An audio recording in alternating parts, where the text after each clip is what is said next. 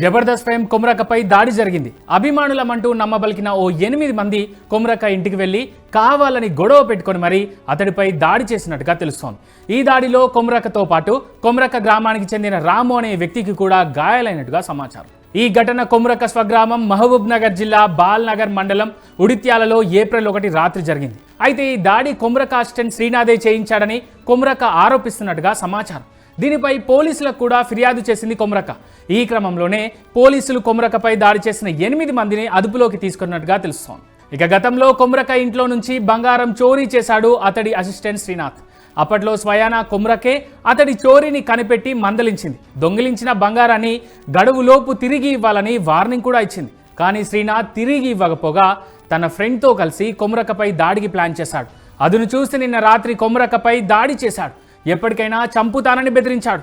స్థానికులు పట్టుకునే ప్రయత్నం చేయగా అక్కడి నుంచి పారిపోయాడు.